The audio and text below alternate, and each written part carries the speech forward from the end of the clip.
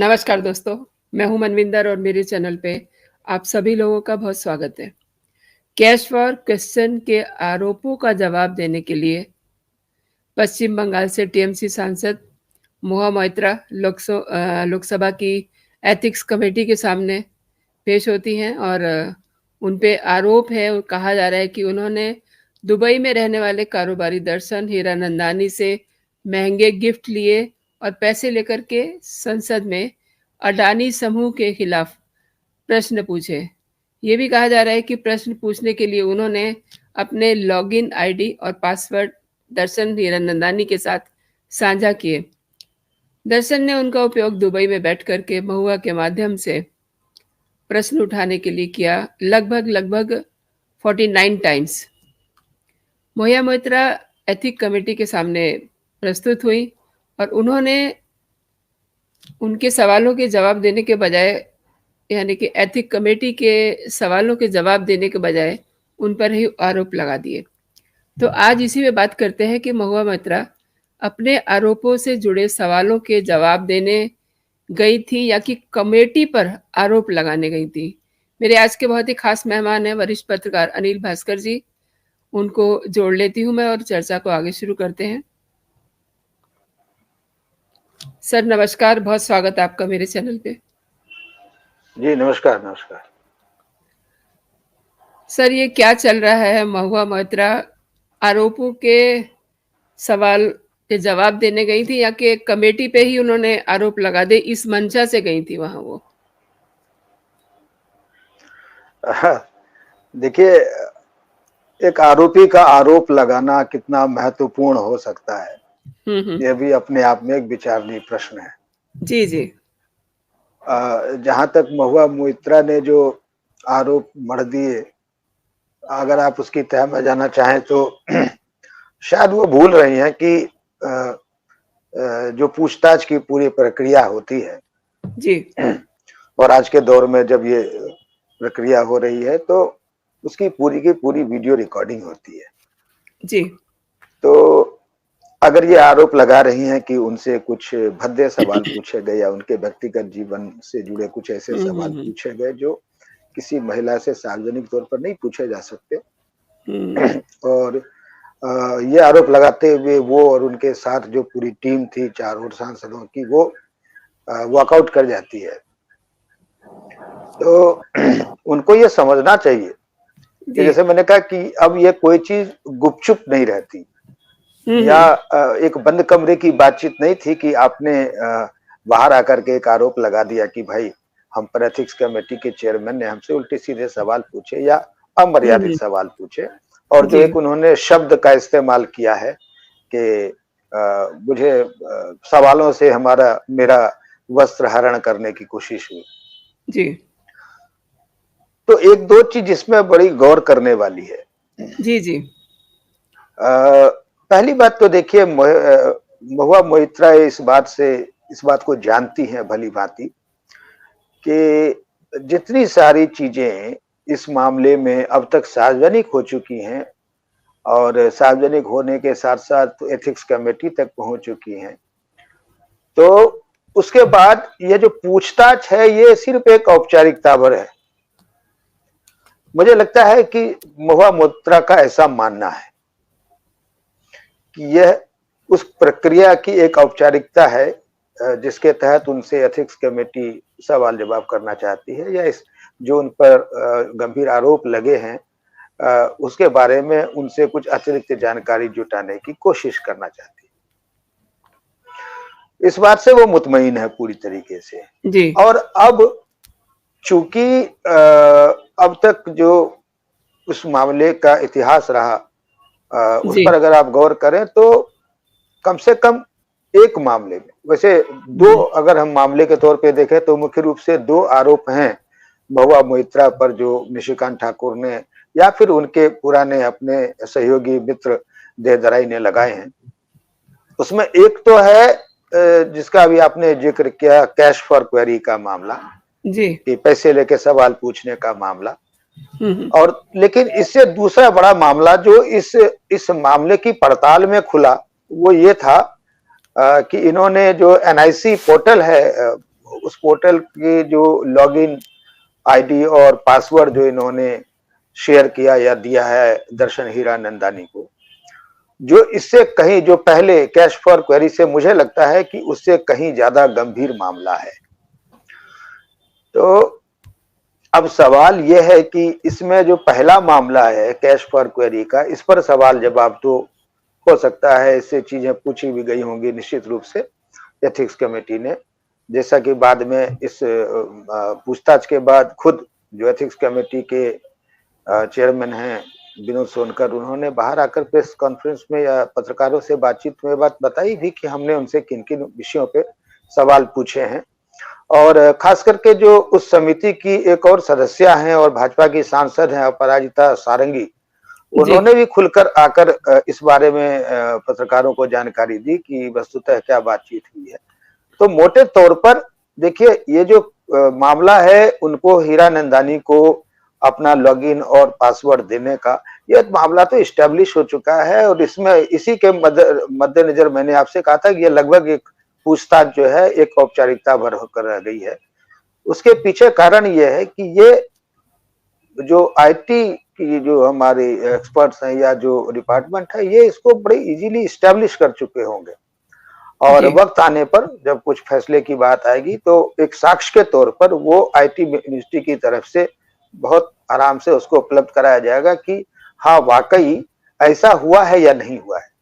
जो बात कही जा रही है कि उन्होंने हीरानंदानी को दी थी, और वो पुष्टि केवल ये होगी जो अब निशिकांत दुबे ने क्या कहा या जय जयंत देहदराई ने क्या कहा इस मामले में, उनके क्या आरोप हैं, उससे ज्यादा तो अब ये इस बात पर निर्भर करता है कि स्वयं दर्शन हीरानंदानी ने अपने एफिडेविट में क्या बात कही है। जी जी। और उसकी पुष्टि जरूरी है, और वो खुद ये मान चुके हैं कि नहीं, उनको ये चीजें शेयर हुई थी और ये शेयर स्वयं महुआ मोइत्रा ने की थी। महुआ मोइत्रा पर जब ये आरोप शुरू में निशिकांत दुबे ने लगाया तो आप उनका जवाब याद कीजिए। वो बार बार उन्होंने ये बात कही कि भाई जो सांसद है वो बड़े व्यस्त होते हैं, तो उनका जो ये लॉगिन आईडी है और पासवर्ड है वो अपने या तो पीए को दे देते हैं या फिर उनका जो अपना ऑफिस है वो उसको रन करता है, देखता है। हालांकि इस बात के लिए भी उनको वापस कटघरे में खड़ा करने की कोशिश हुई कि भाई ये आपका कोई पर्सनल पासवर्ड आईडी नहीं है जो आप अपनी टीम या अपने पीए को दे रही हैं, आप उनको भी नहीं शेयर कर सकते। जो आईटी एक्ट है 2000 का, वो उसके मुताबिक आप उसको भी नहीं शेयर कर सकते। चलिए, आप कह रहे हैं कि तमाम ऐसे सांसद हैं जिन्हें आप जानती हैं व्यक्तिगत रूप से जो ऐसा करते हैं, बावजूद इसके कोई ये अपने जो पर्सनल ऑफिस है या जो आपका पर्सनल असिस्टेंट है उसके अलावा आप अपने किसी जानकार को, विदेश में बैठे किसी व्यवसायी को, कारोबारी को आप उपलब्ध करा दें, तो यह बात, इसकी तुलना भी उससे बड़ी बेईमानी सी लगती है। तो वहां तक तो यह बात समझ में आई कि उन्होंने हीरानंदानी ने खुद जो है इस बात को एक्सेप्ट किया कि उसको और किसी ने नहीं बल्कि महुआ मोइत्रा ने खुद उपलब्ध करा। जो मैं कहने जा रहा था वो ये कि जैसे मान ले हमने ऑफिस में दे दिया है, हमने अपने पीए को दे दिया है और ये कह दें कि साहब हो सकता है हमारे पीए ने शेयर कर लिया हो या हो सकता है हमारी उस ऑफिस ने शेयर कर लिया हो, उसके किसी स्टाफ ने शेयर कर लिया हो, लेकिन नहीं, वो कहते तो शायद थोड़े से बचाव की स्थिति में होती महुआ। लेकिन ना तो महुआ ने तब से अब तक कभी यह बात बताई कि नहीं नहीं मैंने डायरेक्ट नहीं दिया है, हो सकता है मेरे दफ्तर से दे दी गई हो या मैंने अपने पीए से शेयर कर रखा, हो सकता है मेरे पीए ने दे दिया हो। नहीं, ऐसी कोई बात महुआ मोइत्रा ने आरोप लगने से लेकर आज तक नहीं कही है। जी जी। और जैसा मैंने कहा कि चूंकि हीरानंदानी ने साफ तौर पे अपने एफिडेविट में कहा है कि महुआ मोइत्रा ने ही उनको वो लॉगिन आईडी और पासवर्ड मुहैया कराए थे, तो जो दो केस हैं, जो दो केस के दो हिस्से हैं कह सकते हैं, तो उसमें जो गुरुतर हिस्सा है यानी जो बड़ा हिस्सा है वो राष्ट्रीय सुरक्षा से भी जुड़ेगा, वो आईटी कानून के उल्लंघन से भी जुड़ेगा, वो संवैधानिक जो कार्य व्यवस्था है उसके उल्लंघन से भी जुड़ेगा। वो मामला है एनआईसी के पोर्टल की लॉगिन आईडी और पासवर्ड शेयर करने का, जो मामला अब पूरी तरीके से इस्टेब्लिश हो चुका है। जी। इस बात को महुआ मोइत्रा भी बहुत अच्छे से जानती हैं, लिहाजा वो इस पर कुछ भी टिप्पणी करने से अब बच रही हैं, या उसकी वो जरूरत नहीं समझती हैं। अब रह जाती है बात कैश फॉर क्वेरी की, तो उसमें एक दलील यह भी है कि साहब आप मनी ट्रांजैक्शन दिखाइए। भाई ये सब जानते हैं कि आज की तारीख में मनी ट्रांजैक्शन के कई सारे मोड्स होते हैं, हवाला से लेकर के आपको काइंड्स के तौर पर लेकर के, बॉन्ड के तौर पे लेकर के, आपका कोई इंश्योरेंस आपके नाम का करा के चला जाए, आपका ₹1,00,000 का अगर मान लीजिए प्रीमियम आता है, तो आप वो कैश फॉर जो क्वेरी का सवाल है, वो कैश तो किसी भी फॉर्म में आपको अदा किया जा सकता है। अब महुआ के लिए जो बात कही है, आप देखिए हीरानंदानी ने जो अपने एफिडेविट में कहा है, उन्होंने साफ कहा है कि हाँ, हमने उनको महंगे उपहार भी दिए हैं मौकों पे, हमने उनकी तमाम यात्राओं के खर्च भी उठाए हैं। और अब अगर आप उस स्पष्टीकरण या जो खुलासे जो किए हीरानंदानी से, उससे अगर आज जो महुआ एक सवाल कह रहे हैं, जो उठा रही हैं, एथिक्स कमेटी पर जो वो आरोप लगा रही है, चलिए हम चंद मिनटों के लिए उसको एक्सेप्ट कर लेते हैं कि ये ऐसा हुआ है। अगर ऐसा हुआ भी है, तो अगर हीरानंदानी कह रहे हैं कि आपकी तमाम विदेश यात्राओं या दूसरी यात्राओं का खर्च भी वो वहन करते थे, आपका जो दिल्ली में सरकारी निवास है उसके रेनोवेशन का खर्चा भी हीरानंदानी ने खुद उठाया है। तो अब सवाल यह है कि क्या उससे जो सवाल पूछे जा रहे हैं कि आप रात में कहाँ बात होती है, दिन में कहाँ बात होती है, किससे बात होती है, कितने घंटे बात होती है, क्या सवाल नहीं जुड़ते? फिर तो स्वाभाविक रूप से जुड़ेंगे। अगर हम 1 मिनट के लिए इसको मान भी लें कि ऐसा पूछा गया है, तो इसमें गलत क्या है? पहली चीज, आप एक सार्वजनिक जीवन जी रही हैं, आप राजनीति में हैं, और क्या रात में अगर कोई बातचीत कर रहे हैं किसी से, तो क्या आप ये कहना चाहती हैं कि आप अकेली महिला जो रात में बात करने का आरोप लग गया आपके ऊपर में? क्या इस देश में महिलाएं रात को बात नहीं करती? बिल्कुल सही बात है। तो अगर आपसे पूछा जा रहा है कि आपको रात में किससे बात हुई है, तो आप बता दो ना कि आपको रात में किससे बात हुई है।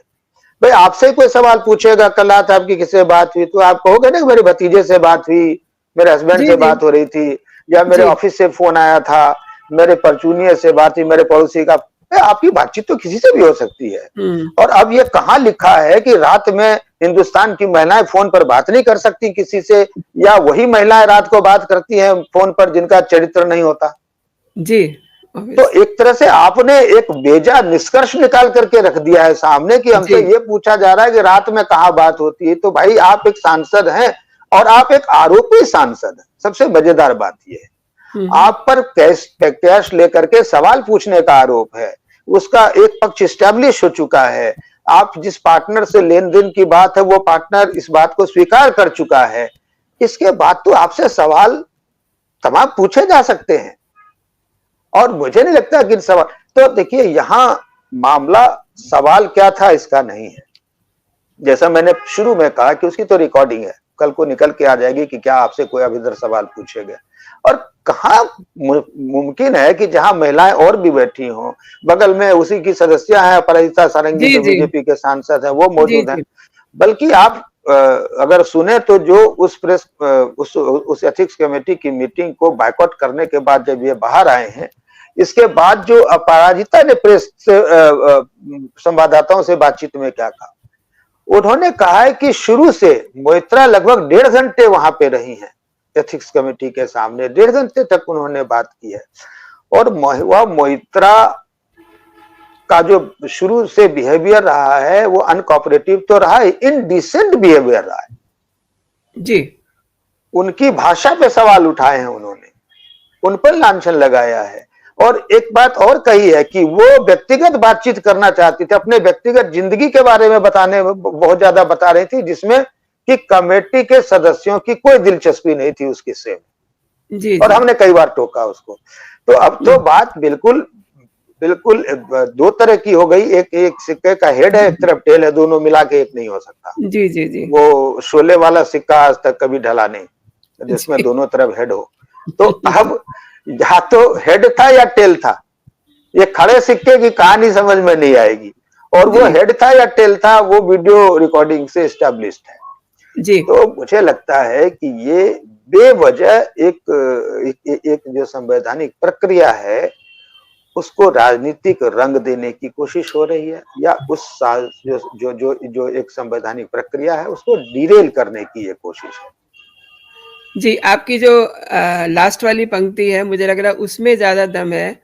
जो एक हमारा सिस्टम है, उसको डिरेल करने की कोशिश ज़्यादा हो रही है, क्योंकि जो देश के प्रधानमंत्री नरेंद्र मोदी हैं, उन्होंने जब से सत्ता सँभाली है, तब से उनका एक ही फ़ोकस है और उससे ये सब लोग डरे हुए हैं और फिर ये कहते हैं कि हमारे पीछे ईडी लगा दिया, हमारे पीछे ये जाँच एजेंसी लगा दी। लेकिन इस मामले में महुआ ये कह रही हैं कि उनसे घटिया तरीके से बातचीत हुई और चेयरपर्सन के जो सवाल थे, वो स्क्रिप्टेड थे और देखिए, दूसरे जो लोग थे, वो चुपचाप बैठे हुए थे। ये मतलब वो कह रही हैं, जबकि असलियत जो आपने बताई है, वो है। तो ऐसा नहीं वो क्यों कह रही हैं? देखिए, जैसे मैंने कहा ना, ये पूरे प्रोसेस को डिरेल करने की कोशिश है, क्योंकि उनको भी मालूम एग्ज़ैक्टली, है कि चीजें एस्टैब्लिश एग्ज़ैक्टली। हो चुकी हैं। जी, जो आरोप हैं, आरोप उनके सब्सटेंशिएट हो चुके हैं, जी, उसकी पुष्टि हो चुकी है, उसके प्रमाण उपलब्ध हो चुके हैं। और जैसा मैंने शुरू में कहा कि वो जानती हैं कि ये जो पूछताछ है एथिक्स जी, कमेटी की, ये सिर्फ एक औपचारिकता भर है, क्योंकि वो एक जी। संवैधानिक व्यवस्था है जिसका अनुपालन किया जाना है हर हाल में, तो वो अनुपालन किया जा रहा हुँ, है। हुँ। और ये चूंकि इस बात से मुतमईन है कि ये एक औपचारिकता है, लिहाजा इनकी अगर आप पूरी बॉडी लैंग्वेज देखें, और आप इनके साथ जो 4 और सांसद गए थे, बसपा से दानिश अली थे, जी, जी, जी। एक कांग्रेस के सांसद गए थे, एक जेडीयू के सांसद थे, और एक सीपीएम के सांसद थे। जी, जी, कोई बीजेडी का, इसमें कोई भी टीएमसी का सांसद नहीं था। जी, 22 सांसद हैं टोटल टीएमसी के सिर्फ लोकसभा में। जी, मगर आप देखें कि कोई एक टीएमसी का सांसद नहीं है उनके साथ में। गौर करिए इन जी, चीजों को। जी, जी। 4 सांसद कौन जा रहे हैं, उसमें हुँ, से हुँ, एक सीपीएम के सांसद हैं, एक जेडीयू के हुँ। सांसद हैं, एक दानिश अली हैं जो बसपा के सांसद हैं, और एक जी, जी, कांग्रेस के सांसद हैं। जी, ये सब तो वही लोग ये हैं तो जिनकी राय, ये पूरी एक योजनाबद्ध तरीके से गए हैं। और ये इसमें भी हो सकता है कि जो मैं कह रहा हूं यह भी सच हो, कि ये पहले से प्लान के तहत गए हैं कि घंटे भर गुजारने के बाद हमें शोर मचाते हुए बाहर निकल आना है। जी, जी, जी।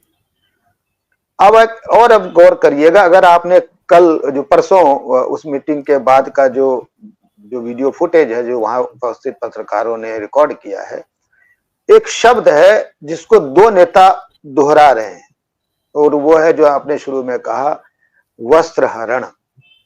जी, महुआ मोइत्रा की अंग्रेजी अच्छी है, अंग्रेज विदेशों में रही हैं वो, जी, अमेरिका जी। से लेके इंग्लैंड तक उन्होंने पढ़ाई की है, नौकरी की है, एक बड़े टी बागान में पैदा हुई, तो वो उस तरह उनकी अपब्रिंगिंग बहुत ही, कहते हैं ना कि सिल्वर स्पून इन माउथ के साथ वो हाई पैदा लाइफ। हुई हैं।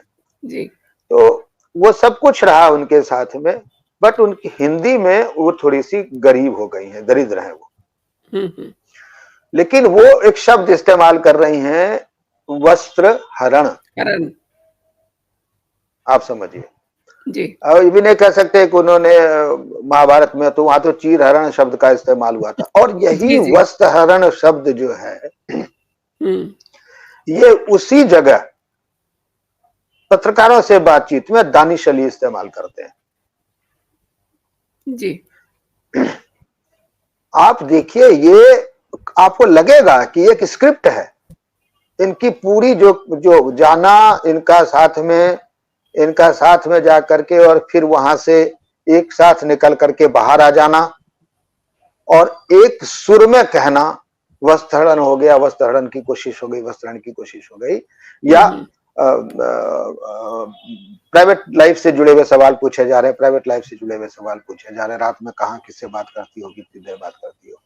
ये जी, लगेगा आपको कि जैसे एक रटा रटाया या पहले से सुनियोजित रहा है, जी, जिस पर ये निकल करके बाहर आए और इन्होंने उस तरह से कायदे से, जब आप ऐसी कमेटी के सामने पेश होते हैं तो बाहर निकल के आप कमेटी के अंदर की बातचीत को सार्वजनिक नहीं करते। हाँ, मगर यहाँ इसकी मर्यादा, इस कायदे या इस नियम का भी हवाला, इस व्यवस्था का भी जी, उल्लंघन साफ साफ दिखा है। और वो उल्लंघन सिर्फ ऐसा नहीं कि महुआ मोइत्रा ने आवेश में आकर किया हो, ये चारों भी उसके साथ गए थे, ये चारों ये करते हुए दिखे, क्योंकि चारों ने, आप देखिए, गौर करिए, पत्रकारों से बारी बारी बातचीत की है। जी, रेड्डी ने बाद में बात की है, दानिश अली ने बात की है, सब ने बात करी है बाहर निकल के। जी, जी, तो ये पूरी तरीके से एक सुनियोजित उनका ये था कि अब हमें जाना है, हम फंस चुके हैं, हमें वहां पे एक औपचारिकता है, ये पूछताछ भी, हमें इस औपचारिकता के बीच में कुछ ऐसा सियासी रंग पैदा करने की कोशिश करनी जिससे देर सवेर हम इसका लाभ उठा सकें। आपने बिल्कुल सही कहा, मैं इसी सवाल पे आने वाली थी कि कमेटी से बाहर आकर के इन लोगों का इस तरीके से प्रेस के साथ बात करना या अंदर की बातें बाहर करना, मतलब ये तो शायद से नियम के खिलाफ नहीं है। बिल्कुल है, और मैं तो कहता हूं हो सकता है कि इन्होंने ही पहले से बोल करके पत्रकारों को इकट्ठा भी किया हो वहां पे। जी, यह भी संभव है, क्वाइट पॉसिबल, कि वो उन्होंने खुद ही पत्रकारों से कहा हो कि आप इतने बजे आइएगा, हमें आपसे बात करनी है। और तो और आज पत्रकारों को भी कितनी समझ कहाँ रह गई। अब जो नई जी, पौध है, नई फौज है, उनको इतना उनके अंदर में विवेक नहीं है कि वह ऐसे मामलों में निकल करके कोई आदमी कमेटी की हियरिंग के बारे में या वहां की प्रोसीडिंग के बारे में उसको प्रेस के साथ साझा नहीं करते। उन्हें पता ही जी, नहीं, वो किसी ने कहा होगा कि भाई आ जाओ, तो वो 5-7 वहां 10 इकट्ठे हो गए कि भाई हुँ, हमें अपनी बात कहनी है, और ये इनकी इनकी पूरी स्ट्रेटजी का पार्ट रहा होगा कि हमें जाना है, 1 घंटे बैठना है, बातचीत करनी जी, है, 1 घंटे में देख लेंगे, अगर मूड टटोलेंगे, अगर कमेटी का मूड क्या है, अगर वो कमेटी का मूड हमारे अगेंस्ट दिखेगा, हमारी ग्रिलिंग होगी, तो हम उसका बायकॉट कर देंगे, और बायकॉट करके आके नीचे उतरेंगे और सीधे सीधे प्रेस को हम अपना इतने बजे आकर के नीचे प्रेस कॉन्फ्रेंस करेंगे। प्रेस अनिल जी, आपका बहुत-बहुत शुक्रिया। आपने मेरे चैनल के लिए समय निकाला और मेरे दर्शकों को जानकारी दी। धन्यवाद। जय हिंद, जय भारत।